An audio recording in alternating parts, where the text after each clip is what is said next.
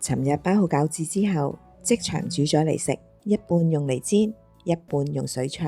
煎嗰半放喺個煎 pan 裏面，加少少油，將啲餃子排入去，然後加入一啲水，啲水分唔需要太多喎，去到餃子嘅一半就夠啦。頭先我學包嘅時候七手八腳，有幾隻包到漏咗餡添，所以就用佢嚟煎啦。包得密密實實，餡料好足嗰啲就用佢嚟水灼。煲滾咗水之後，將啲餃子放入去，煲到水滾，再加返啲凍水入去。朋友話要加2-3次，煮到啲餃子浮喺水面，咁就熟啦。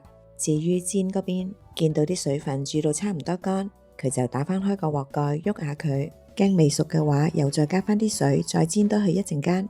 整好晒啦，可以出鍋。男主人調咗呢一個醬汁，裏面有醋、醬油、麻油同埋2滴花椒油，哇，好好味啊！自己包嘅話，用料新鮮，乾淨企理。朋友話下一次先至教我自己搓埋啲餃子皮，咁就100% 純手工製造啦。